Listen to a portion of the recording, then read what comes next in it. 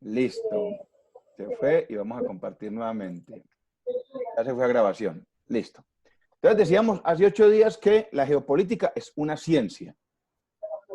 Y es una ciencia que se basa para su desarrollo, para la investigación científica, para la búsqueda de información, para la consolidación de la información, se basa en otras ciencias, como todas las ciencias, se apoya en otras ciencias. Entonces, primero definíamos que es una ciencia que estudia, primero que todo, la influencia de factores geográficos, pero de también factores históricos, también factores sociológicos, factores culturales, factores antropológicos que inciden en la vida, en el desarrollo, en la evolución y en la sustentabilidad de un Estado. Y entonces definíamos también lo que es Estado, rompiendo un poquito el paradigma de la homologación que hacemos con del Estado con la estructura de gobierno. Y les decía, nosotros normalmente cuando escuchamos la palabra Estado, pareciéramos homologarla con una estructura gubernamental.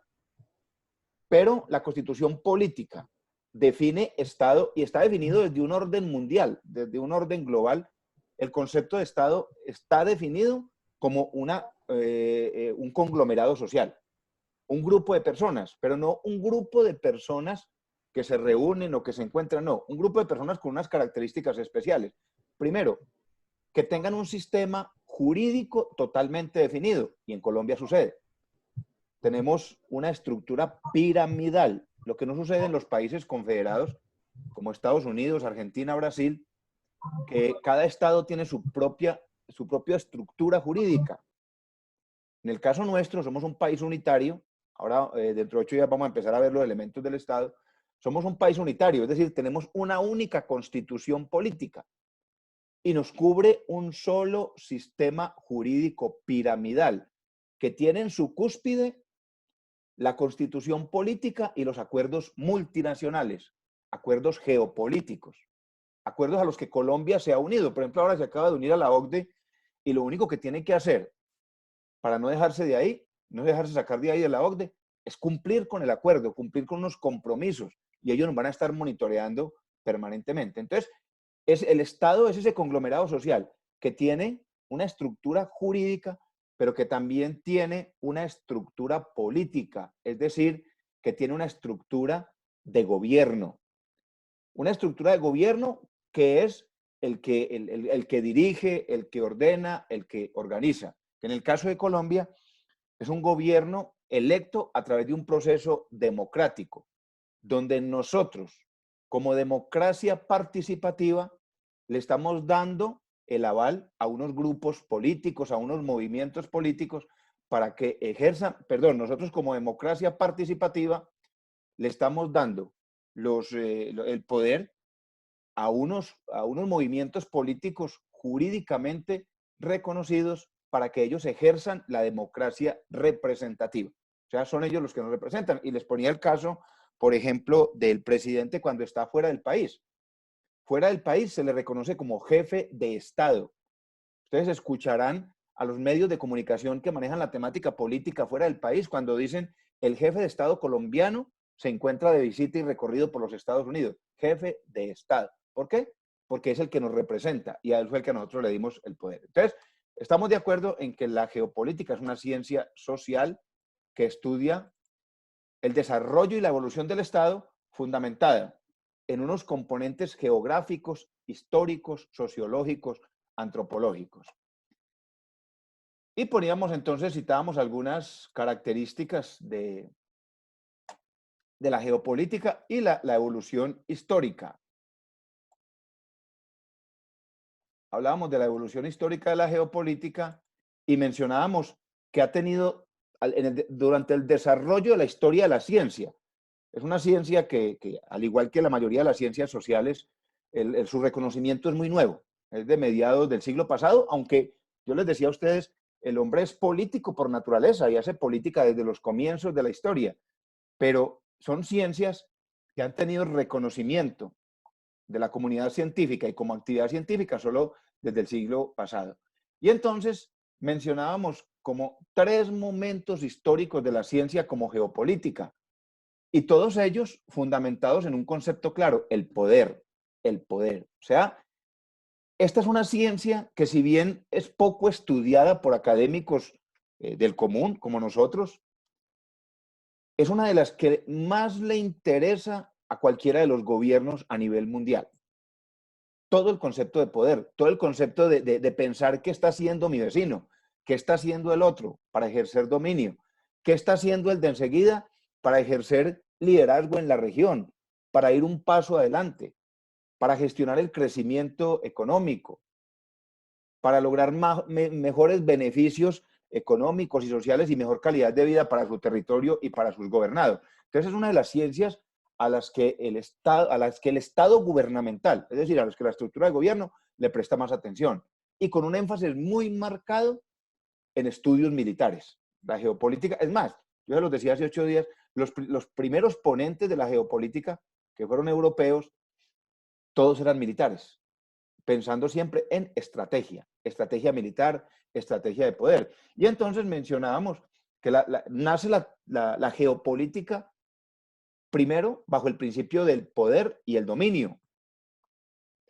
Y hablábamos del componente del dominio terrestre, aéreo, marítimo, hablábamos de las fimbras, que también algunos las reconocemos como la periferia, es decir, aquellas zonitas como más abandonadas y donde el Estado tiene un potencial de desarrollo inmenso.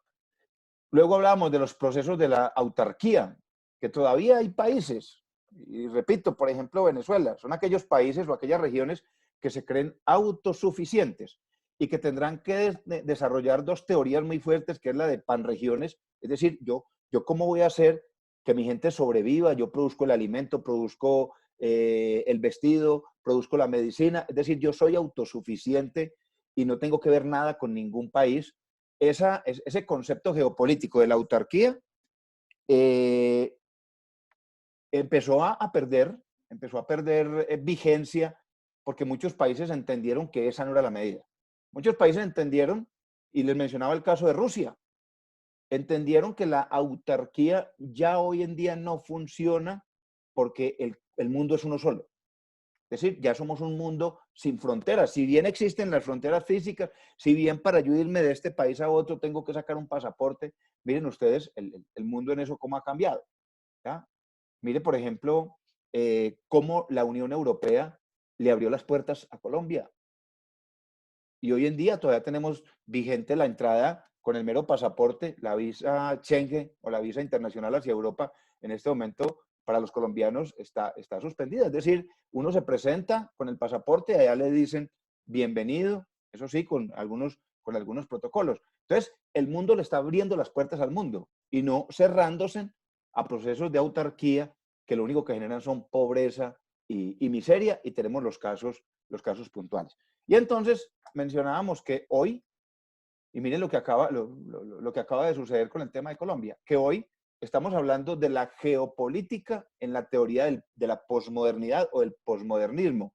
Es decir, ya hoy pensamos en alianzas estratégicas. Alianzas estratégicas, y entonces tenemos, por ejemplo, la teoría de los bloques, la teoría del choque de civilizaciones. ¿Cómo vamos a afrontar, por ejemplo, lo que sucede en China, la cultura china con la cultura occidental, la cultura japonesa con la cultura occidental, la cultura oriental con la cultura occidental?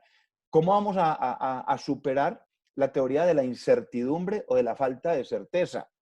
Entonces, eso, todo el componente de geopolítica lo que nos lleva es a eso, a entender al otro, al que vivía allá lejos, a comprender su sistema de gobierno, a comprender su sistema político.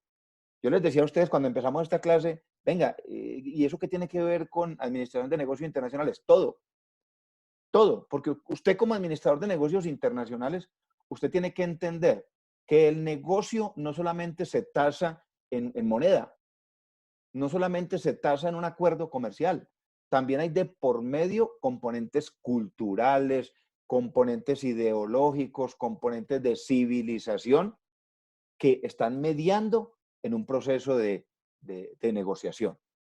Entonces, la geopolítica ha tenido sus avances. Hoy en día, repito, es una de las ciencias que más le interesa al Estado gubernamental, a las instancias de gobierno, para saber qué sucede con su entorno, qué sucede con los demás países de la región y países distantes. Decíamos que son 4 elementos fundamentales o 4 elementos básicos los que componen o los que hacen parte del estudio de la geopolítica como ciencia. Hablábamos de la realidad nacional, del poder nacional, el potencial nacional y la política nacional. Con respecto a la realidad nacional, mencionábamos que la realidad nacional es una radiografía del territorio, una fotografía del territorio en un momento dado de su historia. Mire, por ejemplo, la realidad del mundo hoy y la realidad de las naciones hoy, 29 de abril del 2020, es diferente a la de hace un mes, 29 de marzo del 2020. Y es diferente, ¿por qué? Porque nos hemos visto enfrentados a una serie de situaciones que para nosotros, para todos nosotros, es totalmente nueva. Es totalmente nueva. Una situación como esta, relacionada con el tema de la salud y en las condiciones en que se está viviendo hoy en día, hacía 100 años no la vivía el mundo. Hacía 100 años no la vivía el mundo, 1920. Hemos vivido situaciones, el ébola, y 3 o 4 situaciones más que han sido de mi generación, pero que no han tenido la repercusión que ha tenido este tema del coronavirus, sobre todo en la economía, en el comportamiento social, en las relaciones sociales. Entonces, ¿qué quiero decir con esto? La realidad de un país es como la realidad de un ser humano. De hecho, en el concepto de geopolítica, al país se le considera un ente vivo, un ente que crece, que se desarrolla, un ente que se relaciona. Entonces, la realidad de un país o de un territorio tiene mucha semejanza con la realidad de un ser vivo. Uno puede estar hoy contento, feliz, bailando y llegar mañana a una cita médica y el médico decirle que está grave de salud y está enfermo. Entonces, la realidad nacional es una radiografía de lo que sucede en un país o en un territorio en un momento dado de su historia. ¿Cuáles son los componentes que se estudian en la geopolítica a través de la realidad nacional? Su territorio. Todos los componentes de su territorio, el suelo, el subsuelo, el espacio aéreo. Mire, por ejemplo, cómo sufren los países que no tienen mar para poder comercializar, para poder generar procesos de transporte multimodal, para poder conectarse con el mundo. Nosotros en Colombia tenemos los dos. Tenemos los dos océanos. Tenemos puertos por los dos lados. Eso sí, no tenemos un puerto profundo que nos permita un mayor nivel de competitividad. Estamos haciendo el puerto de Tibugá, en el Chocó, y por cuestiones culturales, con unas comunidades indígenas y de negritudes que están allí sobre el trazado de la carretera, el proyecto tuvo que abortarse hace más o menos unos 25 años, el puerto de Tibugá. ¿Qué otro componente se estudia en la realidad nacional, dentro de la geopolítica? Su población. En todo el contexto. En todo el contexto. Competitividad, profesionalismo, formación académica, desarrollo personal humano, el IDH, el índice de desarrollo humano, pobreza, pobreza extrema, los tipos de pobrezas que existen, empleo, generación de empleo, o sea, todo lo que tiene que ver con el desarrollo de las personas dentro de ese territorio. ¿Qué otro elemento se estudia? Las actividades económicas, claro. La actividad económica le da poder a un país. ¿Por qué Estados Unidos se da el lujo de hablar duro? Porque es una potencia económica mundial. Es una potencia económica mundial. Miren lo que en un análisis que se hacía con la situación que estamos viviendo ahora, y llamémoslo en estos términos, los ahorros del Tesoro Nacional, comparando de pronto los países suramericanos con algunos países europeos. Y en un estudio que hizo el Banco Mundial decía que Francia tenía la capacidad de estar alrededor de 24 meses, 2 años, con su economía suspendida y tener la capacidad de ahorro de tesoro de sostener toda su población en temas básicos: alimentación, servicios públicos, servicio de salud.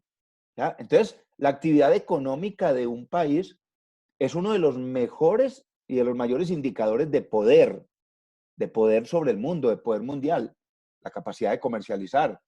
Miren, por ejemplo, China. Miren China. China empezó, allá empezó el tema este del virus y en 12 días construyeron un hospital, capacidad económica. Y China tiene invadido el mundo. Otro elemento fundamental son los recursos naturales. Son los recursos naturales. Y yo les mencionaba a Brasil con el tema de los BRICS. Brasil encabeza la lista de países, de los 5 o 6 países emergentes a nivel mundial, y no porque sea un país rico o que sea un país con una tasa de crecimiento económico destacable a nivel mundial, no, sino por su amplia gama de recursos naturales. Recuerden que Brasil alberga alrededor del 80% de la Amazonía, alrededor del 80% de la Amazonía, es decir, todos los recursos naturales hídricos que hay allí. Entonces, todo ese espacio pues ha hecho que Brasil sea considerada como la despensa de oxígeno del mundo y la despensa de alimentos a futuro. Otro componente que se estudia en la realidad nacional es el ordenamiento jurídico y político. El ordenamiento, eso es fundamental. Eso es fundamental. Miren ustedes, por ejemplo, cuando se inició el proceso de negociación con las FARC, la incertidumbre de inversionistas en Colombia. La gente no quería venir a invertir a Colombia. Venga, es que ¿cómo así? Es que jurídicamente le van a entregar el país a un grupo de izquierda, a un grupo de alzados en armas, y Colombia va a entrar en una inseguridad jurídica. De hecho, y ustedes lo saben, todos los días lo escuchamos en los medios de comunicación, a pesar de tener una estructura jurídica tan fuerte, Colombia es un país de inseguridad jurídica. O si no, miren ustedes y analicen cada cuánto tenemos nosotros en Colombia una reforma tributaria. Eso es inseguridad jurídica. Porque no hay unas bases jurídicas que fundamenten y que proyecten el país a futuro bajo ese concepto de jurisprudencia, de desarrollo de la justicia, ¿ya? De hecho, se dice que la justicia de Colombia es una justicia débil. Entonces, es un país con mucha inseguridad jurídica. No es el más malo en temas jurídicos, pero sí tiene bastante inseguridad jurídica. Entonces, eso es lo que tiene que ver con la realidad nacional. Entonces, cuando se hacen estudios geopolíticos que tengan que ver con la realidad nacional, pues son estos 5 componentes que acabamos de ver acá los que se analizan. Esos 5 componentes básicos y fundamentales. Tenemos el otro elemento en el que se fundamenta los estudios científicos en geopolítica, y es el potencial nacional. El potencial nacional. Son todos aquellos elementos que hacen parte de la realidad nacional, que hacen parte del componente del país y que pueden y deben ser aprovechados por el Estado para impulsar el desarrollo económico y el desarrollo social del país, es decir, para generar calidad de vida. Miren ustedes, el primero de ellos, el primer componente de estudio en este elemento de potencial o potencia nacional son los recursos naturales. Miren ustedes cómo la geopolítica plantea los recursos naturales. ¿Qué quiere decir eso? Que en un futuro no muy lejano, el que tenga el agua va a tener el poder. El que tenga el oxígeno va a tener el poder. El que tenga los bosques, el que tenga las selvas, el que tenga la tierra para sembrar, para producir, va a tener el poder. Por eso es tan considerado ese primer componente del elemento de potencia nacional. O sea que la potencia no va a estar en el dinero. La potencia no va a estar en el desarrollo económico, sino que va a estar en el buen aprovechamiento de los recursos naturales.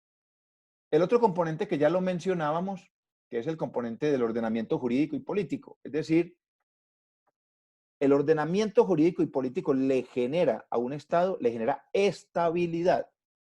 Le genera estabilidad. Y esa estabilidad genera riqueza. Esa estabilidad genera inversión. Por eso un inversionista, cuando llega a cualquier país o a cualquier territorio a hacer sus inversiones, lo primero que empieza a averiguar es el tipo de gobierno que existe allí. ¿cuáles son los condicionantes políticos y jurídicos? ¿Cuáles son los condicionantes políticos y jurídicos? Todo el marco, por ejemplo, tributario, que son componentes jurídicos. Las políticas públicas de desarrollo. Tengo un grupo que está haciendo proyecto de grado y entonces estudiantes de contaduría me decían, Puerta, es que nosotros queremos estudiar, nosotros queremos analizar cómo la estructura tributaria del departamento del Quindío es el principal elemento, el principal elemento que no permite el desarrollo de empresas en la región, aquí en el departamento. O sea, la cantidad de impuestos. Y entonces yo les decía, bueno, eso ustedes lo dicen porque lo han leído, porque tienen conocimiento de causa o porque lo han escuchado de otros. Porque eso se volvió casi un mito, casi un cuento en la ciudad de que aquí las empresas no se desarrollan porque no hay beneficios tributarios y que porque los impuestos son muy altos. Les dije yo, no, espere, vamos a pensar con cabeza fría y vamos a consultar primero. ¿Y qué encontramos? Encontramos, por ejemplo, que el mayor condicionante para el desarrollo de industria en el departamento del Quindío es el condicionante ambiental. Y casi nadie habla del tema. Más del 50% del departamento del Quindío se encuentra cobijado bajo una norma que es la ley segunda. La ley segunda establece todos los elementos de condicionante ambiental. Y por eso hay empresas. Yo cito un ejemplo claro, doña Nubia Mota, que es la propietaria de Café Quindío. Ella lleva varios años tratando de instalar una planta procesadora en Armenia y no ha podido porque no ha obtenido el permiso, creo que es del Ministerio de Ambiente, una licencia, o de la Corporación Autónoma Regional. ¿Por qué? Por condicionantes ambientales. Entonces, este componente de ordenamiento jurídico y político es el que le da como los elementos a un país para cimentar su desarrollo económico y su desarrollo social. Ustedes ven, por ejemplo, en términos jurídicos, que Colombia es un país subsidiario. Colombia es un país subsidiario. Aquí aplicamos una cosa que se llama el subsidio condicionado. Ustedes más que yo saben cuántas familias hacen parte del programa Familias en Acción y desde cuánto hace. ¿Cuántos años hace que Colombia tiene creado el programa de Familias en Acción? Y yo pregunto, ¿será que ese tipo de subsidios condicionados acaban con la pobreza? Esos son componentes jurídicos y componentes netamente de política pública. Otro elemento, que lo mencionamos hace 8 días, son las manifestaciones culturales. Y les decía, Colombia constitucionalmente tiene reconocidos 4 grupos étnicos diferenciales, que son los indígenas, están las comunidades negras, están reconocidas constitucionalmente, están las comunidades raizales y palenqueras, y está la comunidad ROM, que es la comunidad de gitanos, que en Colombia hay alrededor de unos 12 o 13.000 gitanos legalmente reconocidos por Constitución y están ubicados por allí, por el sector de Santander y norte de Santander.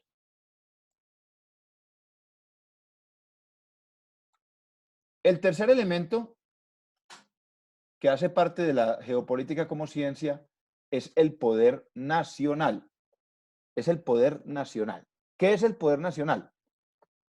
Es la capacidad que tiene el Estado de gobierno, o sea, la estructura de gobierno. La capacidad que tiene la estructura de gobierno para imponer el orden, para generar el manejo adecuado del orden público dentro de su territorio y para ejercer liderazgo, ya sea en la región o a nivel mundial. Y cuando hablo de liderazgo, no simplemente es como ir a la cabeza, ser el primero, no, sino el hacerse respetar, el hacer respetar su soberanía, el hacer respetar su economía, el hacer respetar su economía. Recuerden que Colombia no es un estado altamente proteccionista. Recuerden cuando se firmó el TLC con los Estados Unidos, que los campesinos daban esa pelea. Yo ahorita les quiero mostrar una gráfica cómo nuestro sector rural es el más aporreado en Colombia y es una necesidad ni de mirar gráficas. Uno se da cuenta de eso, así a simple vista. Entonces, el poder nacional, como su nombre lo indica, es toda esa capacidad que tiene la estructura gubernamental y el Estado en general, primero para generar un orden interno y segundo, para ejercer un liderazgo en la región y tener un reconocimiento eh, de sus vecinos, de sus países cercanos o de los países con los que tenga algún tipo de alianza comercial, política o social. Y entonces dentro del poder nacional volvemos a los componentes o a los elementos. Primero, el poder político. El poder político. Y ahí nos vamos preguntando, bueno, ¿qué tanto poder ejerce Colombia en la región? Con el actual sistema de gobierno, recuerde que somos una democracia, somos un Estado social de derecho, somos un Estado unitario, que con el actual gobierno tenemos una ligera presencia de centro derecha. Muchos, casi el 50% del país, esperaban que el presidente Duque volviera por las sendas de la seguridad democrática y que echara atrás todo ese tema del proceso de paz y todo lo que se había tenido en procesos de negociación, pero no, él llegó conservando un poquito la calma y se ha mantenido un poquitico en centro derecha, pero no en extrema derecha como otros gobiernos. Y ha tenido cierto liderazgo en la región, porque recuerden ustedes, cuando se inició el proceso de ruptura de negociaciones con Venezuela, hoy en día no tenemos ningún tipo de relación política con Venezuela. Cuando se inició ese proceso, casi que la idea de conformar el Grupo de Lima, recuerden ustedes, geopolítica postmodernista, el estado de bloques, cuando se creó el Grupo de Lima, que se creó allí en Perú, pues dice el componente histórico de ese grupo que uno de los líderes más fuertes fue el presidente Iván Duque.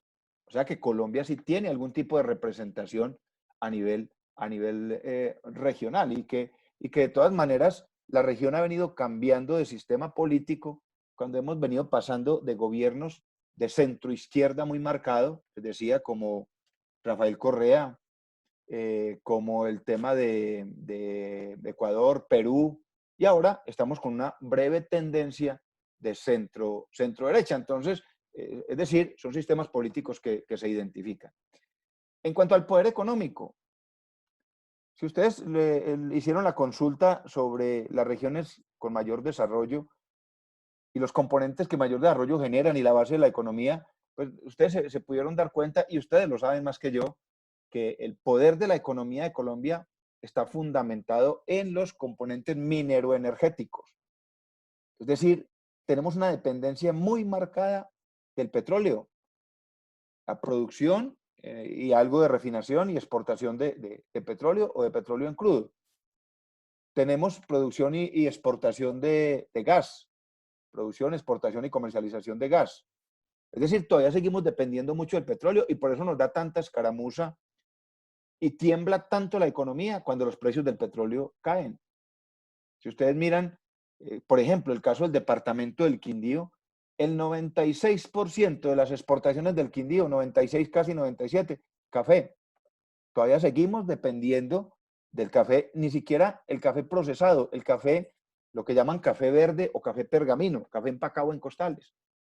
Han surgido algunas iniciativas en el Quindío con el tema de los cafés diferenciados o los cafés especiales. Ya tenemos 52 empresas registradas, más o menos 148 marcas de cafés especiales, pero no hemos sido capaces de organizarnos en el Quindío en términos de prospectivos de asociatividad para lograr cosas mejores. Entonces, Colombia no es un país realmente con un poderío económico, a pesar de que hemos sostenido una tasa de crecimiento un poquito por encima de la media en la región. Sudamérica está creciendo alrededor del 2.83 y Colombia el primer trimestre de este año llegó casi al 4, un poquito más, pero eso no le da poder económico en la región. ¿Por qué? Porque la base de la economía no es una base firme, no es una base sólida, como por ejemplo Corea del Sur con la tecnología, China con todos sus cachivaches que tiene invadido el mundo, Estados Unidos que se dan la guerra en tema de tecnología e innovación.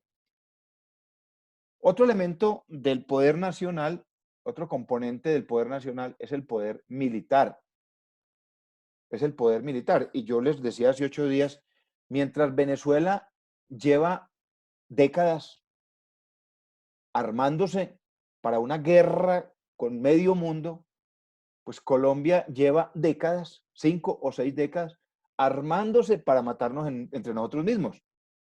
Porque la situación de guerra de Colombia ha sido muy diferente a la situación de guerra de Venezuela.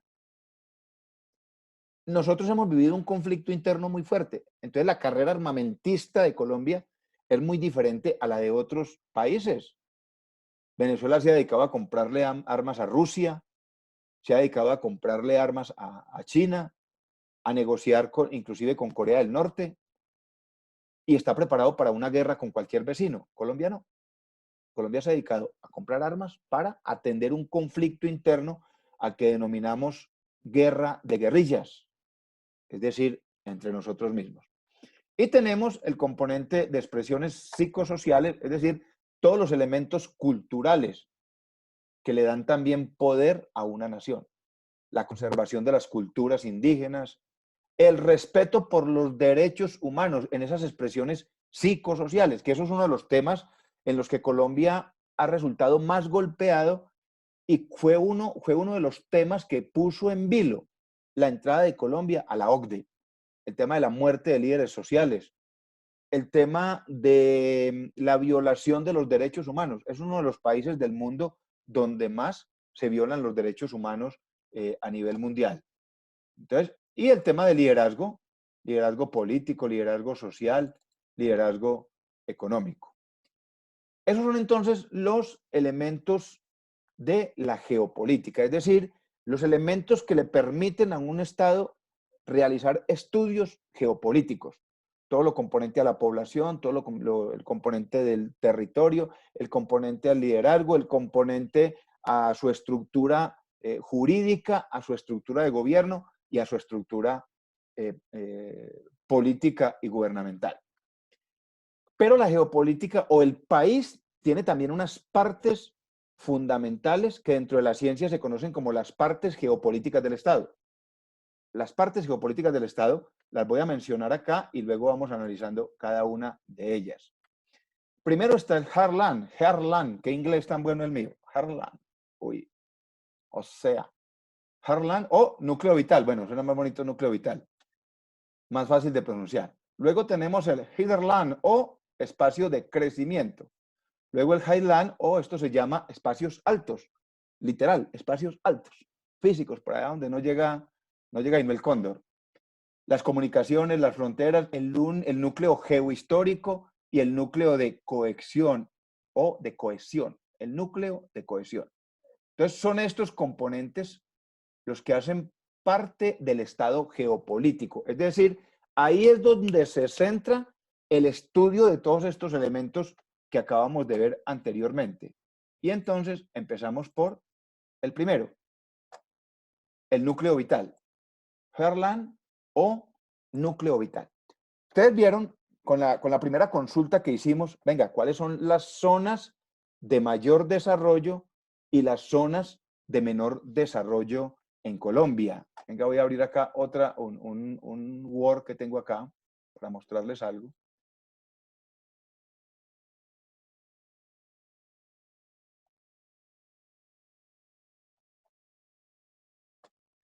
Miren, esta parte que ven acá en amarillo dice, me imagino que coincidió en gran medida con la consulta que ustedes hicieron. Entonces, el núcleo vital de un país es aquel donde en el momento actual, en la realidad nacional, se está gestando o se está generando el desarrollo económico de ese país. Es decir, el núcleo vital son las zonas que le permiten al país mantenerse, sostenerse, que le permiten al país generar desarrollo social, que le permiten al país generar calidad de vida. Es decir, son aquellas zonas que en gran medida y en mayor medida aportan al Producto Interno Bruto. Estamos hablando en zonas de desarrollo económico. Y entonces, aquí lo que tenemos en amarillo es Antioquia, Atlántico, Bolívar, Boyacá, Cundinamarca, Santander, Valle del Cauca y Bogotá, Distrito Capital. El solo Bogotá le aporta alrededor del 22-23%, un poco más, al Producto Interno Bruto del país. Miren, 1, 2, 3, 4, 5, 6, 7 y 8 regiones. Recuerden que Colombia tiene 32 departamentos y aquí está Bogotá dentro de Cundinamarca. Entonces, son estas las regiones que constituyen, y escuchen lo siguiente, uno podría decir, venga, suena como una dicotomía y suena como contradictorio. La economía del país está fundamentada en la extracción mineroenergética, eso es verdad. Y el mayor componente del Producto Interno Bruto lo está aportando el petróleo y los elementos naturales, recursos naturales no renovables. Pero resulta que el desarrollo industrial, mire, ahí donde nosotros como profesionales tenemos que ir pensando, y bueno, ir pensando frente a lo siguiente. ¿Qué es lo que realmente le genera riqueza a una región? La extracción. Entonces uno dice, bueno, Estados Unidos empezó a explotar petróleo hace muy poco. Estados Unidos le compraba el petróleo a Colombia, a los Emiratos Árabes, es decir, negociaba el petróleo con el mundo porque no le importaba explotarlo. Hoy en día, ¿qué está haciendo? Lo está explotando. Está utilizando esa nueva técnica y está sacando el petróleo. ¿Y qué hizo? Que los precios cayeran, entró una competencia, digamos lo que desleal con el mundo, pero no es la base de la economía de los Estados Unidos. La base de la economía de los Estados Unidos es la industria y la transformación en todo su concepto. La industria de vehículos, la industria de la tecnología, la industria de los electrónicos, la industria, la transformación industrial. Y entonces por eso estas 7 regiones que vemos nosotros acá son consideradas el núcleo vital del país porque son los que más aportan al Producto Interno Bruto y no los que producen o los que están en este momento explotando y exportando productos mineroenergéticos como el Cesar, la Guajira, el Casanare, el Meta, el Putumayo, que es donde estamos sacando el petróleo. Y entonces ahí es donde uno conecta y dice, claro, son regiones donde se está explotando el petróleo y son regiones que si vamos a compararlos con los niveles de pobreza del país, hace parte de las regiones más pobres del país. Cuando uno va y mira, por ejemplo, Antioquia, la explotación del petróleo en Antioquia no es significativa, pero es un departamento industrial, con desarrollo industrial. Entonces, ese primer componente, que es el núcleo vital de un país, lo componen todas aquellas regiones internas que están aportando al Producto Interno Bruto y que le están dando la sostenibilidad al país. Eso es entonces lo que llamamos el heartland o núcleo vital.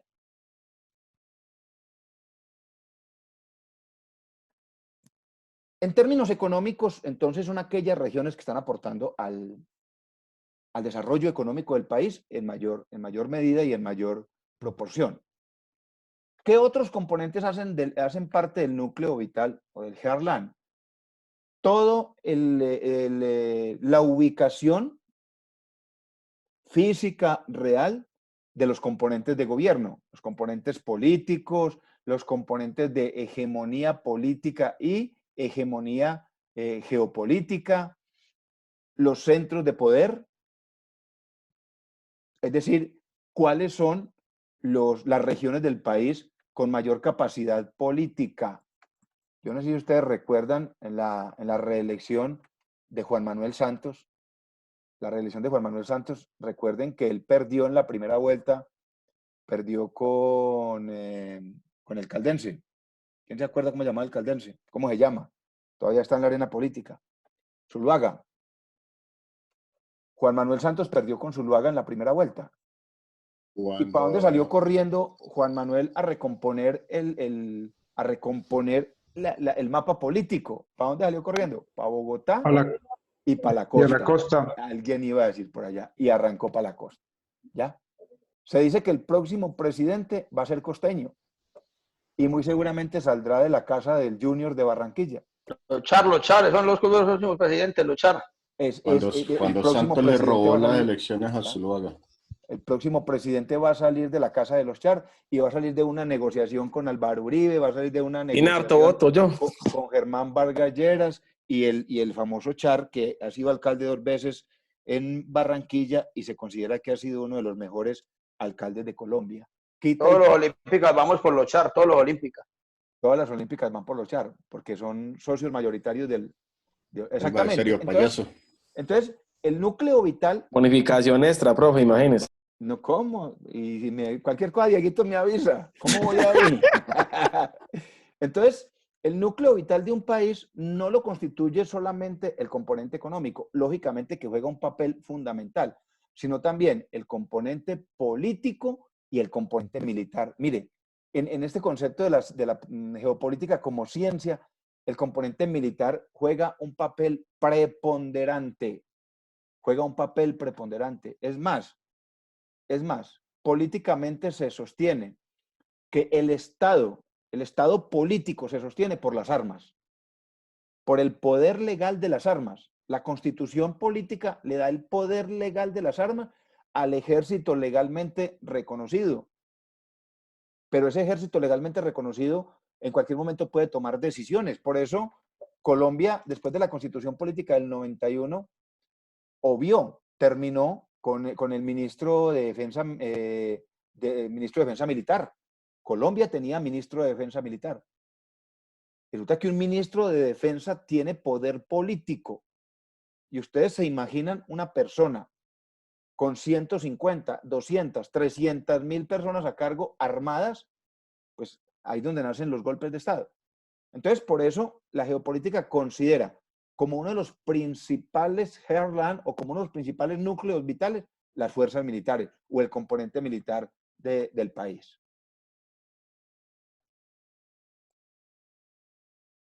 Tenemos otro componente que se llama el hinterland o el espacio de crecimiento. Y aquí es donde el Estado debe prestar especial atención, porque es que el sistema económico puede cambiar, la industria va cambiando, las necesidades y los requerimientos del mercado mundial van cambiando, lo que quiere decir que los núcleos vitales no son estáticos, son dinámicos, son vivos. La política no es estática, es dinámica. Entonces, hay otros componentes del estado geopolítico que están, digamos, ahí como a la espera y están quietecitos, pero son los que le dan sustento y los que le dan, los que sostienen el núcleo vital.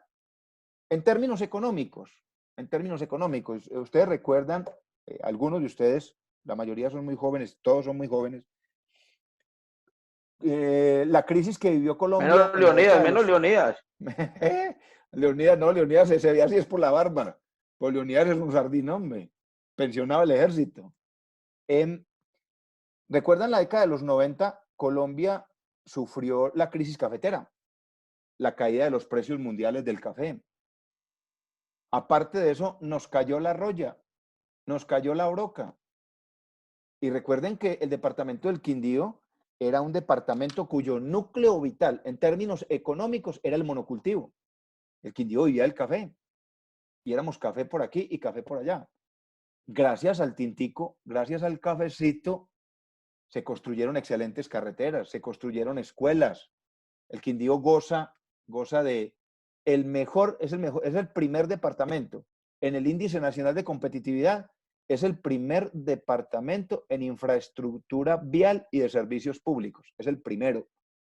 Porque nosotros nos damos la dicha de comunicarnos 2 municipios, lo que llamamos una vía secundaria totalmente pavimentada. Uno se va a facilitar. Sí. Profe, y también tiene el acueducto rural más grande de Latinoamérica. Imagínense eso. Es decir, somos privilegiados. Y ustedes, qué bueno, muchachos, que descarguen por ahí en los tiempos libres. Hay un informe que presenta el Consejo Privado de Competitividad, que se llama así, Informe Nacional de Competitividad. Está el Mundial, donde uno puede analizar cómo está Colombia en relación con los otros países del mundo. Y está el departamental, que es por departamentos en Colombia, y uno sabe cuáles son las fortalezas y debilidades de cada departamento. Entonces ahí aparece, por ejemplo, el Quindío fuerte en infraestructura vial y servicios públicos. La EDEC alguna vez se ingenió una cosa bonita. Hizo el mapa del Quindío, pero desde el aire, de noche, desde un satélite, una foto desde un satélite, solo delimitando el Quindío con bombillitos prendidos. El Quindío tiene por encima del 99,5% de su territorio, todo con conexión eléctrica, de lo que no gozan otros departamentos. Y muchos de esos componentes son gracias al núcleo vital que fue el desarrollo económico del Quindío hasta 1990, que fue el café. Pues nosotros, el núcleo vital nuestro era el café.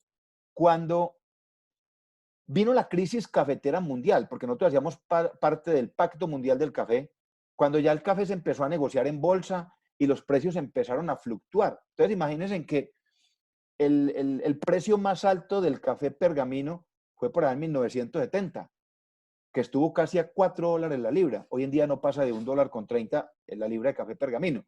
Entonces, gracias a ese núcleo vital que se llamaba monocultivo café, nosotros logramos el desarrollo de infraestructura. Pero vino la crisis cafetera. Y como dicen los antioqueños vulgarmente, nos cogió con los calzones abajo. Porque el Quindío era café, por donde se mirara. Y esa crisis nos tuvo que llevar a repensarnos. Es decir, venga, ¿dónde está el espacio de crecimiento? ¿Dónde está el hinterland? Que entre otras cosas no podría ser, el hinterland no se puede descubrir por momentos de crisis. No, el gobierno debe estar preparado. El gobierno tiene que decir, venga, es que venga, aquí en Colombia tenemos petróleo para 6 o 7 años. Y entonces tenemos que entrar en esa nueva era de una explotación con perjuicio al agua, con perjuicio a los recursos naturales, porque o si no, no tenemos de qué vivir. O sea, el día que se acabe el petróleo en Colombia, no tenemos planificado cuál va a ser nuestro núcleo vital de desarrollo económico. Porque ya miran ustedes, la industria está concentrada en 4 o 5 departamentos. ¿Qué industria tiene el departamento del Quindío? Ahí también les dejo de tareita también para cuando puedan, analicen el informe de dinámica empresarial de la Cámara de Comercio. El 86% de la economía del departamento del Quindío está fundamentado en el comercio, unidades comerciales, o sea, el sector terciario de la economía. Yo les pregunto a ustedes, venga, y si con este tema que estamos viviendo ahora, de este aislamiento social, el último sector que se va a recuperar es el del comercio, pues que apar con el Quindío. Si no tenemos industria. Y entonces nos queremos fundamentar en la industria de la construcción, pasando sobre una cantidad de cánones y de estándares de sustentabilidad ambiental. Miren lo que está pasando con la Avenida Centenario, que hasta el 2010 fue reconocida como un área de conservación ambiental de la ciudad. Llegó una alcaldesa que se dejó convencer, que no tenía carácter político, y llegaron nuestros constructores de Armenia y dijeron, eso hay que urbanizarlo todo, cambiaron el plan de ordenamiento territorial y hoy estamos viendo sobre ese sector cerca de 3.000 unidades habitacionales. Le da uno tristeza. Y lo más triste aún es que no es vivienda para la gente de la región de Armenia. Más del 80% de esa vivienda está vendida a personas que vienen de Bogotá, de Estados Unidos, de Medellín, de otras partes del mundo. Bueno, entonces, no me quiero salir del tema. El hinterland son todos aquellos espacios, todos aquellos elementos, son todos aquellos componentes que el gobierno tiene de primera mano para sustentar el núcleo vital. Es decir, venga, cuando pase, cuando la economía cambie, cuando el mercado mundial esté exigiendo otras cosas, ¿yo qué tengo para ofrecerle? ¿Qué tan preparado estoy? ¿O voy a seguir viviendo toda la vida de la explotación de recursos mineroenergéticos? ¿Qué más tengo para ofrecerle al mundo? Para poderle darle sostenibilidad a mi región y darle calidad de vida. Se considera entonces como una zona de soporte dentro del país. Es decir, donde el gobierno o la estructura de Estado gubernamental, a través de procesos de amalgama, es decir, de ir pegando, va sustentando el núcleo vital y va logrando conquista y colonización. Cuando hablamos de conquista y colonización, puede ser interna o puede ser externa. Puede ser interna o puede ser externa. En términos de comercio, ¿cuál es nuestra presencia, por ejemplo, en Ecuador, en términos comerciales, en términos industriales. ¿Cuál es nuestra capacidad exportadora? ¿Cuál es nuestra presencia en el mundo con nuestros productos? Tenemos luego otro componente que es conocido como el highland, que eso traduce zonas altas. Esas zonas altas le dan poder al Estado porque son zonas de reserva. Son zonas donde definitivamente ni hay núcleo vital en términos económicos, ni hay núcleo de expansión o núcleo de resorte económico. Son zonas sagradas, zonas que no se podrán tocar, zonas donde no podrá llegar la mano del hombre porque son zonas casi que religiosamente, zonas de conservación. Es como en Colombia, por ejemplo, aquí les menciono el sistema andino, en Perú es sagrado. En Perú todo el sistema andino es sagrado. Para nosotros, por ejemplo, Santurbán. Ustedes escucharon la pelea que hubo hace unos 3 años con el páramo de Santurbán, cuando se asignaron, cuando se reconoció el páramo de Santurbán como uno de los polígonos auríferos más grandes de Colombia. Y ese está considerado como el páramo más grande del mundo, que ahí es donde corcharon a mi amigo Sergio Fajardo y lo criticaron. Aquí todo el mundo cree que el político de turno tiene que saberse todo de memoria. Le preguntaron que cuál era el páramo más grande del mundo y él se corchó. No tenía por qué saberlo, ¿cierto? Bueno, de pronto sí, porque está en Colombia y él quería ser presidente de Colombia. Entonces, Profe. el páramo de Santurbán... Profe. Sí. El páramo de Santurbán en Santander cobija una cantidad de departamentos y pues para los que no saben y de pronto aman o son adictos a otras corrientes políticas, he ahí el premio Nobel que le dieron a esa cosa que le llaman Juan Manuel Santos, porque la dueña de todo el sector minero, el Santurbán, es la dueña y es la gerente o la que otorga ese premio allá en Noruega.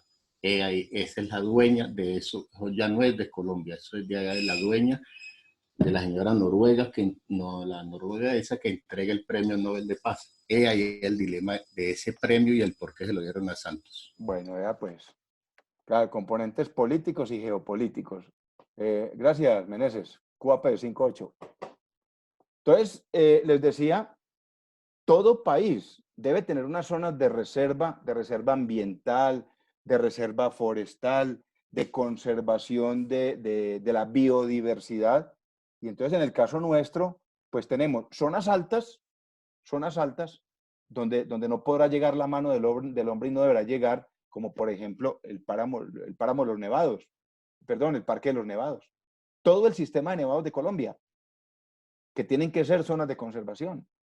El polígono amazónico, la partecita que nos corresponde a nosotros, tendrá que hacer parte de las zonas altas, del highland, o sea, de las zonas donde el gobierno se tiene que comprometer a conservar y a cuidar. Y ahí, lo que mencionaba Meneses, todo el tema del páramo de Santurbán.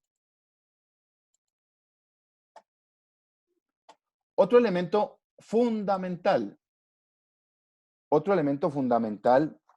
son las comunicaciones. Las comunicaciones le dan poder a un Estado. Y cuando hablamos de comunicaciones, lo reconocemos como las venas por donde circula la sangre de ese Estado.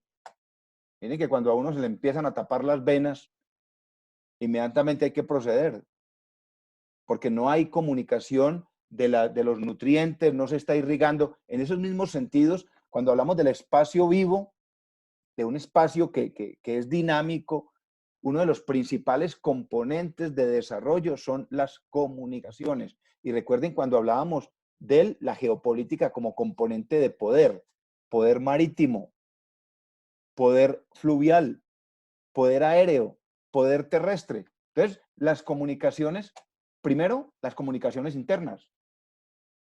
Uno de los componentes que hace que Colombia no tenga el nivel de competitividad deseado es precisamente el tema de comunicaciones. Es terrible que salga, que resulte mucho más costoso poner un contenedor entre Bogotá y Buenaventura o entre Medellín y Buenaventura que entre Buenaventura y Miami. Entonces, ese tema de las comunicaciones hace referencia a cómo el Estado se comunica con su núcleo vital, cómo el Estado se comunica con su espacio y con su núcleo de crecimiento, cómo el Estado se comunica con sus fronteras, cómo está el Estado colombiano en materia de vías carreteables. Miren, por ejemplo, el tema de los llanos orientales, que toda la vida ha sido un eterno dolor de cabeza. Y yo diría que los llanos orientales constituyen más del 80% del espacio de crecimiento del país, del espacio de soporte económico. De hecho, hacia el sector de los llanos orientales está más del 50% de la explotación petrolera que tiene el país. Entonces, inicialmente, ¿cómo están las comunicaciones del Estado internamente entre todos sus elementos y cómo está la comunicación hacia el exterior? Y cuando hablo de comunicación, no solo hablo sobre el transporte, las vías carreteables, las vías marítimas, fluviales, sino también en sentido de tecnología. En el sentido de tecnología. Y lo veíamos, hace 8 días yo los mencionaba, nos pudimos dar cuenta, o nos estamos dando cuenta ahora, con esta situación que estamos viviendo, que una de las grandes brechas en el índice de desarrollo humano en nuestro país la está marcando la misma tecnología. Yo les cuento, y les decía hace 8 días, mi esposa es profesora en una escuelita rural, aquí en el Caimo, cerquita Armenia. Y ella tiene poquitos niños, tiene unos 15 o 16 niños. ¿Y qué está haciendo ella? Ella hace los tallercitos acá, los imprime, los organiza paqueticos y va y le lleva a los niños. Porque el 80% de los niños que ella tiene no tienen acceso a conectividad, no tienen un computadorcito en su casa, no tienen acceso a Internet. Algunos tienen acceso al WhatsApp y dicen, profe, pero no me haga videollamaditas que me acaban los datos. Y eso es para llamar a mi mamá. Vemos cómo se está comunicando nuestra estructura de gobierno con sus núcleos, con su núcleo vital, con su núcleo de expansión, y cómo está permitiendo, a través del desarrollo de la tecnología, que nosotros nos comuniquemos entre sí, y cómo estamos comunicados con el exterior. Ahora, no somos, es decir, el país en temas de desarrollo de tecnología y de comunicaciones, no somos los peores. Pero sí es un elemento que genera una brecha social muy, muy visible. El tema de la comunicación y de la tecnología. Otro componente, diría yo que uno de los más importantes en el estudio de la geopolítica son las fronteras. ¿Ustedes se imaginan cuánto tiene que invertir en el cuidado de la soberanía? ¿Cuánto tiene que invertir el Estado colombiano en atender sus fronteras? Y la mayoría de estados. Colombia tiene alrededor de 6.300, 6.340 kilómetros lineales de frontera. Y el país con el que más fronteras tiene es con el que más peleas tiene ahora, que es con Venezuela. Entonces eso le genera al gobierno y a las políticas públicas, le genera gastos, le genera unos costos elevados. Y no solo costos económicos, sino costos sociales. Porque si ustedes observan, de las zonas más olvidadas, de las zonas más abandonadas del país, son las zonas de frontera. Son las zonas donde definitivamente no llega el Estado. Son las zonas donde hay carencia de comunicaciones, donde hay carencia de presencia del Estado. Yo tuve la oportunidad en Meneses, yo fui policía hace 100 años y medio, y gracias a la institución tuve la posibilidad de conocer gran parte de la frontera que tiene Colombia con Venezuela, sobre el lado de las piedras del Cocuy. Y estuve ubicado cuidando una cosa que se llama un hito geográfico. Un hito geográfico es un murito que Colombia pone en un punto de frontera donde va el escudo y la bandera del país diciendo esto es Colombia. o sea, protegiendo soberanía. Y créame que como recorrí comunidades indígenas donde hay personitas que ni siquiera el español lo hablan, siendo colombianos, donde hablan el portugués, que están en frontera con Brasil, o donde hablan simplemente las lenguas indígenas, guanano, desano, cubeo, piratapuya, cualquier lengua de esas, porque el Estado no llega. Entonces, uno de los componentes de gran impacto en el estudio geopolítico de un país son sus fronteras, cómo están, cómo las está aprovechando, cómo las está vinculando al desarrollo económico y al desarrollo social del país. Y entonces aquí viene el otro componente que es como la parte contraria al núcleo vital o al centro de desarrollo. Y es lo que conocemos como periferia. La periferia dentro del país se analiza desde diferentes conceptos. El concepto en sí es el mismo, pero puede aplicar a cada territorio. Por ejemplo, yo puedo hablar cuál es la periferia de Colombia. Entonces, en términos de país, en términos de Colombia, la periferia serán todas aquellas regiones o todos aquellos territorios con el más bajo nivel de índice de desarrollo humano. Es decir, el más bajo nivel de desarrollo social, el más bajo nivel en calidad de vida, el más bajo nivel en desarrollo económico. Y casi siempre coincide, en términos de un país, casi siempre la periferia coincide con las zonas de frontera, con las zonas más retiradas, con las zonas más aisladas. Entonces miremos, por ejemplo, Chocó. Chocó es un país, un departamento y una región calificada como una de las más pobres de Colombia, pero como núcleo vital. Pero cuando la vemos como núcleo de soporte, como zona de soporte, es una de las más ricas. El Chocó podría ser una despensa agroindustrial del país y de gran parte del mundo. Una despensa hídrica. Y sin embargo, aparecen los indicadores y en los calificativos aparece como una de las zonas más pobres de Colombia. Y podríamos citar muchas. Eso en términos de país. Pero cuando analizamos, por ejemplo, las ciudades también se conforman por un núcleo de desarrollo al que llamamos centro y un núcleo de subdesarrollo al que llamamos periferia. Entonces, si uno va, por ejemplo, Bogotá, pues coincide el centro de la ciudad y su entorno más cercano coinciden con el desarrollo político, porque ahí es donde están las estructuras de gobierno, coincide con el desarrollo militar, porque ahí es donde está la estructura del gobierno militar, están las instituciones, y en su entorno está el desarrollo industrial. Pero si nos vamos al sector de los cerros, de las cruces, de los laches, de todo este sector periférico, o sea, por fuera de la ciudad, se encuentran unas cosas increíbles que uno no cree que sucedieran en su país.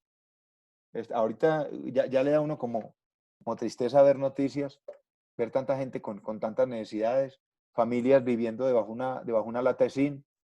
Esta semana mostraban una familia viviendo en un furgón. Llevan 3 años viviendo en un furgoncito, con las cositas ahí, con un bebé recién nacido. Colombia es un país de mucho contraste y lo vemos en los indicadores. El indicador Gini, que es el indicador de desigualdad social. Colombia es uno de los países de Sudamérica y me atrevería a decir que es el indicador Gini más alto. El país con mayor desigualdad social en la región, es decir, donde la brecha entre ricos y pobres es más amplia. Y por eso a mí se me hacía extraño cuando a Colombia lo recibieron en la OCDE, y quiero que ya estos 15 minuticos que nos quedan, mostrarles un poquito y abrirles el micrófono para que quiera intervenir. Se me hacía a mí extraño de cómo a Colombia lo recibieron en la OCDE, pues con los indicadores que todavía tenemos. Venga a ver si por aquí tengo el documento de la OCDE, que lo tenía abierto. Este que tengo acá. Les decía, Colombia inició su proceso en el año 2013. Después de muchos estudios, se le permitió firmar el acuerdo de ingreso a la OCDE el 30 de mayo del 2018. Y solo hasta este año, esta semanita, se le informó que hace parte de los cacaos económicos del mundo. Miren acá la lista, muchachos. Ahora, ¿qué es la OCDE? La OCDE no es otra cosa que un organismo, por sus siglas en inglés, es un organismo de cooperación y desarrollo económico.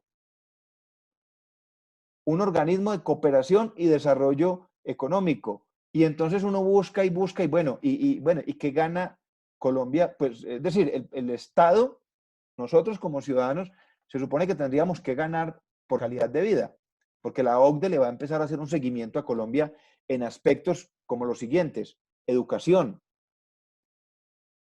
índice de desarrollo humano,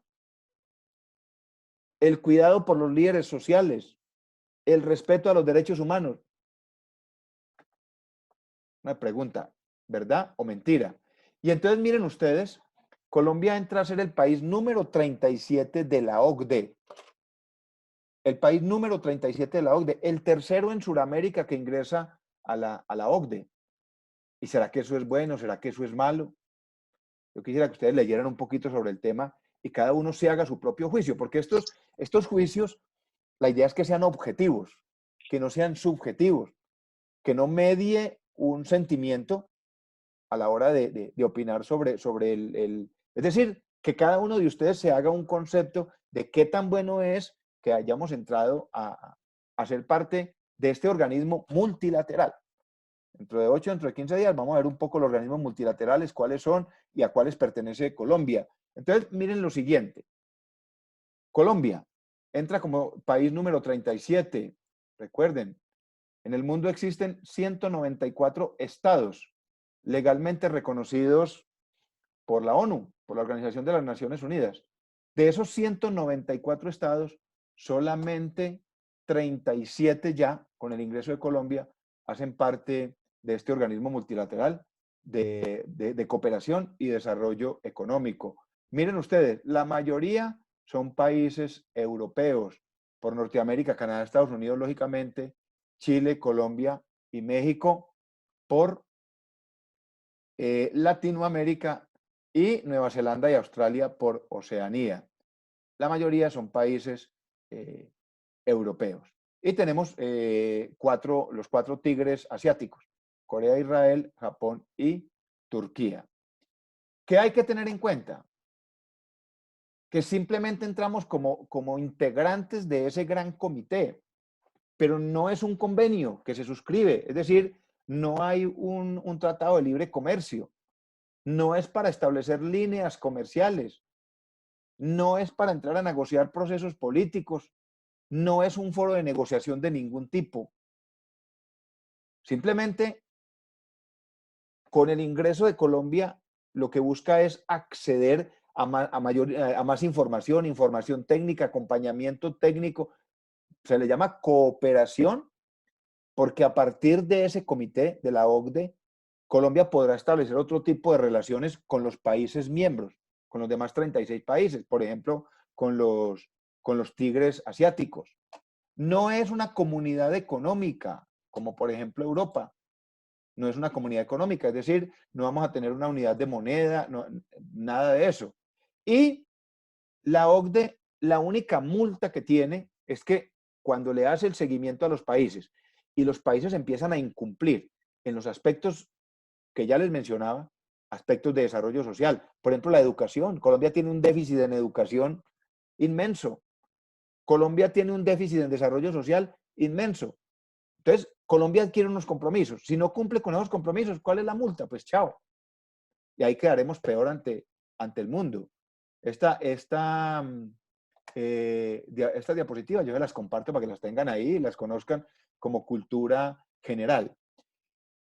Dentro del comité, dentro de la OCDE, dentro de ese comité, de ese gran comité o de ese gran organismo multinacional, se crearon 23 comités a nivel interno y que tienen que ver con muchos de los elementos pues, de desarrollo en Colombia. Está la agricultura, está la pesca, los mercados financieros, el desarrollo territorial, la inversión, la gobernanza pública, el tema de la corrupción. O sea, son 23 comités. En el 2018, cuando se firmó el acuerdo de ingreso, recuerden que la solicitud fue en el 2013, en el 2018, 17 de estos comités habían aceptado el ingreso de Colombia. Habría que ver ahora a cuánto llegó de los 23, cuántos aprobaron el ingreso de Colombia a la OCDE.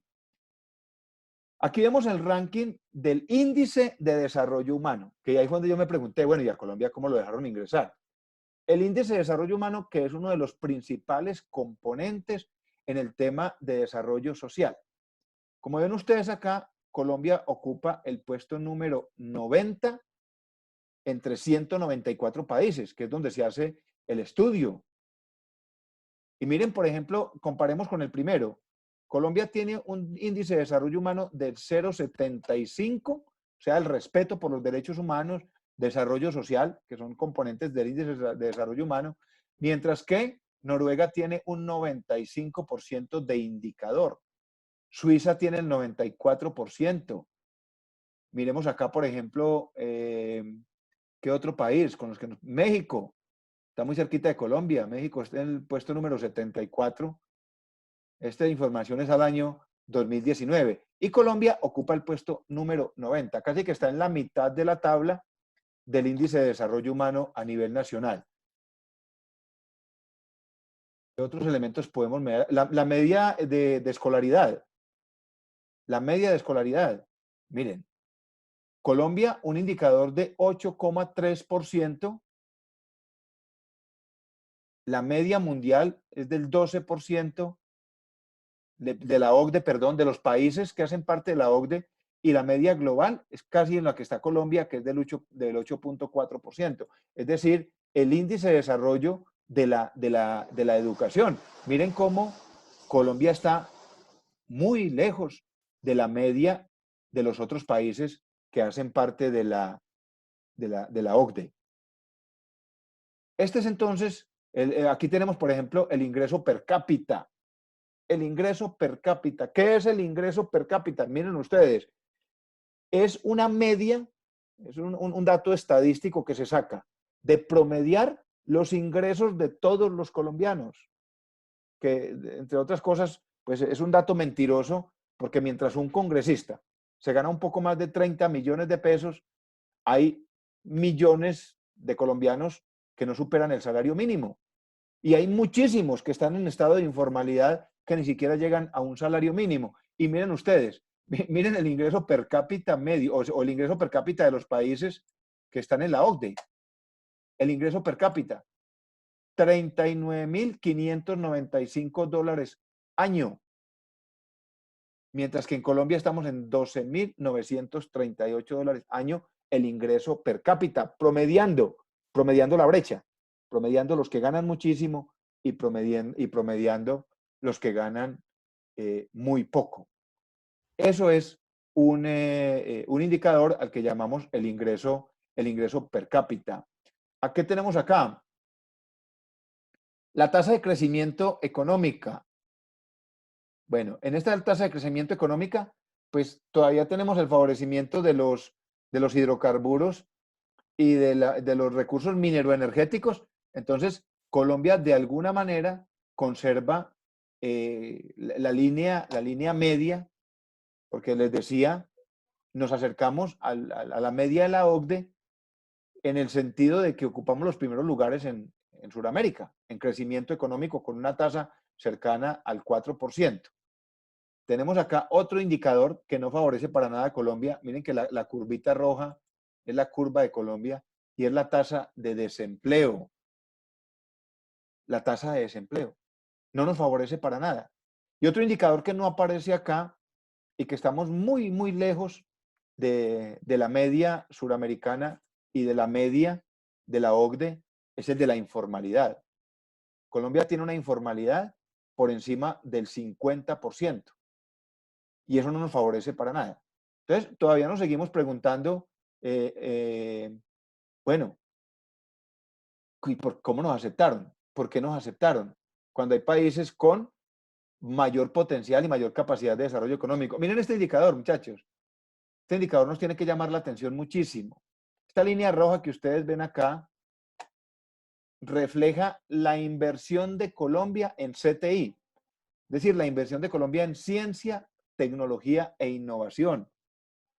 Mientras que nosotros encontramos países que hacen parte de la OCDE, Suiza, Nueva Zelanda, los tigres asiáticos, China, Japón, Corea, Corea del Sur, Noruega y muchos países europeos, invierten por encima del 3.5% del Producto Interno Bruto en CTI, ciencia, tecnología e innovación. Yo les decía a ustedes cómo logró salir Corea del Sur en menos de 70 años, cómo logró salir de ese proceso de esclavitud que tenía, de sometimiento.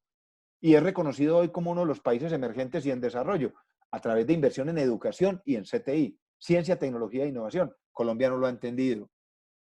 En la Ley 1530, Ley General de Regalías, se aprobó que el 10% del sistema de regalías, de todo lo que recauda, eso es una millonada, requete millonada de plata, se iba a destinar para ciencia, tecnología e innovación. Y resulta que por temas de politiquería le metieron un mico a la ley y dijeron que los proyectos de ciencia y tecnología que se fueran a ejecutar en Colombia tenían que llevar el visto bueno de los gobernadores y los alcaldes. Álgame Dios. Me gustaría que entraran ustedes a la página de regalías y se dieran cuenta en qué ha invertido el departamento del Quindío la plata de regalías. Hay un proyecto que a mí me dan ganas de llorar. Un proyecto que se llama Espacios para la Paz, que creo que valió alrededor de 2.000 millones de pesos. ¿Y saben qué consistía? En coger los guaduales de Armenia, que hay muchos, y entre los guaduales construir una casetica. Los invito para que entren a los guaduales. Aquí cerquita a Coca-Cola, yo vivo en el sur, por el sector de Castilla, cerquita a Coca-Cola, a Postobón, por lados, hay un guadualito, le hicieron una casetica, le pusieron 2 sillitas, bueno, ahí les mejoraron un poquitico la cosa a los que fuman marihuanita, para que no se mojaran. Más de cerca de 2.000 millones de pesos. Entonces, cuando el gobierno aprobó la ley 1530, dijo, en Colombia hay que fortalecer la ciencia, la tecnología y la innovación, y empezó a traer una cosa que llamábamos los cerebros jugados. Se trajo como a 10 científicos colombianos que trabajan en la NASA y en universidades internacionales, se los trajo aquí a sentarlos, a aguantar hambre, porque la plata de ciencia y tecnología e innovación nunca llegó a donde estaba proyectada, a donde tenía que llegar, a fortalecer la investigación en las universidades, en los laboratorios de la mano con los privados. Entonces, miren ustedes, mientras que la OCDE, mire, países de la OCDE, mire, los países de la OCDE son la línea amarilla, están por encima del 2,5% del Producto Interno Bruto. Inclusive, les decía, Estados Unidos invierte el 3%. Corea del Sur invierte el 3,2% del Producto Interno Bruto en ciencia, tecnología e innovación. Colombia está por debajo del 0,3%. Y estamos en la OCDE. Muchachos, el que quiera abrir ese micrófono y decir cualquier cosa antes de irnos, ya el tiempo se nos acabó. Yo me emociono mucho con estos temas. Son muy teóricos, muy carretudos, pero que nos fortalecen en nuestra cultura general. Hay muchas cosas que por nuestra cotidianidad y por las actividades... Es que por el computador, por la mesa. Eso. Les decía que hay muchas cosas que por la cotidianidad nosotros desconocemos de nuestro propio país, pero que como profesionales y como ciudadanos del común deberíamos conocer. Todos estos son temas de cultura general, conocimiento de patria, conocimiento de país. Venga, cuando nos pregunten, venga, ¿y qué es la OCDE? Ah, ya sabemos qué es la OCDE. Seguramente muchos de ustedes ya sabían, ya han leído y ya han consultado. Niños, si alguno de ustedes quiere intervenir, puede abrir el micrófono. Si no lo quieren hacer, no hay ningún problema. Damos por terminada la sesión de hoy, esperando que toda esta carreta les esté gustando. Dentro de 8 días hablamos un poquitico sobre los indicadores en Colombia. El indicador de pobreza extremo, el indicador de desarrollo económico, cómo se califica la pobreza en el mundo, qué es pobreza monetaria, qué es pobreza multidimensional. Empezamos a hablar de los organismos multilaterales a los que Colombia pertenece. Empezamos a hablar un poquitico de los elementos del Estado colombiano. Yo quiero dedicar una clase completa. No sé si alguno de ustedes ha participado alguna vez en las convocatorias de la Comisión Nacional del Servicio Civil. Y lo que les voy a hablar de los elementos del Estado colombiano les va a servir muchísimo. Porque cuando uno concursa para un cargo público, uno de los primeros componentes que se evalúa es el conocimiento de Estado. ¿Qué tanto conocemos del Estado? ¿Qué tanto conocemos las ramas del poder público? Es decir, la estructura de gobierno del país, qué tanto conocemos las ramas, qué tanto conocemos el concepto de separación de poderes, el concepto de soberanía. Entonces, muchachos, no siendo más por hoy, ya pueden servir la comida tranquilos, pueden descansar y ya nos Gracias. veremos dentro de 8 días. Está muy bueno el tema, profe. Y la No, qué investigación rico. que nos colocó también es súper importante porque la verdad es que no, pues para mí no conocíamos casi ese tema. Qué bueno, Rochi. Qué bueno y de verdad, sí, invitarlos a leer mucho. Es decir, por ejemplo, ustedes que ya se van a graduar como administradores de negocios internacionales, qué bueno que descarguen el informe de competitividad, el informe mundial de competitividad donde está Colombia.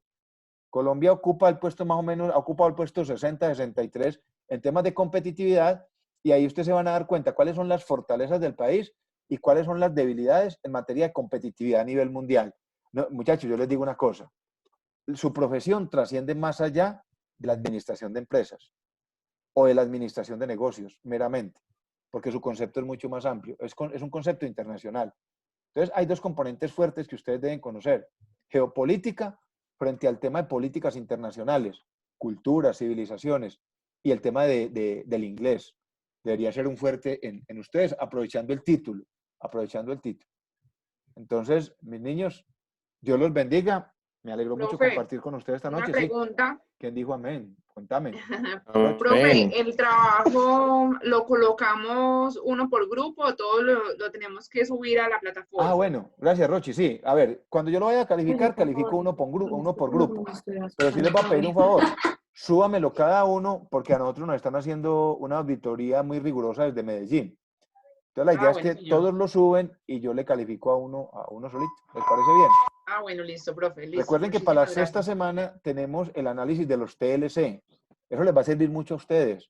Profundicen un poquito. Venga, ¿y cómo va el TLC con Estados Unidos? ¿Qué tenemos con México? ¿Qué tenemos con Chile? ¿Qué tenemos con la Alianza del Pacífico? ¿Qué alianzas comerciales tenemos con Corea del Sur? Y les va a servir mucho a ustedes, no solo como cultura general, sino como formación profesional. ¿Listo, niños? Profe, hágame un favor. Listo, ¿Cómo es que profe. se llama esa página donde están los Nuestro tratados profe, de muchas libre gracias. comercio? Dios lo bendiga, que esté muy bien. Rochi, Dios la bendiga. Gracias, Eso. profe. Feliz noche. Igualmente a todos. Profe, muchas gracias. Hasta Listo, luego. compañero de lucha. Rochi, en la página de la Cancillería, ahí encuentra usted todo, en la página de Mi Comercio. En Mi ¿Qué Comercio. más? Ministerio de Comercio. Ministerio de Comercio. Sí, en la página del Ministerio de Comercio, ahí aparecen tratados. Es más, usted le pregunta ahí a Google, tratados de libre comercio vigentes y le aparece una matriz con toda la información. Ah, bueno, profe, sí. Ah, bueno, listo, profe. Muchísimas gracias. Oye, que Rochi, esté muy bien. Dios los Señor. bendiga. Me encantó mucho compartir Bueno, con profe. ustedes este Gracias, espacio. Entonces, profe. feliz Igualmente, que noche. esté muy bien. Chao. Chao, pues. Profe, muchas gracias por la información. Muy chévere todo. Bueno, qué rico que les esté gustando. Dios los bendiga. No, pues, chao, Los profe. extraño mucho. Dios los bendiga.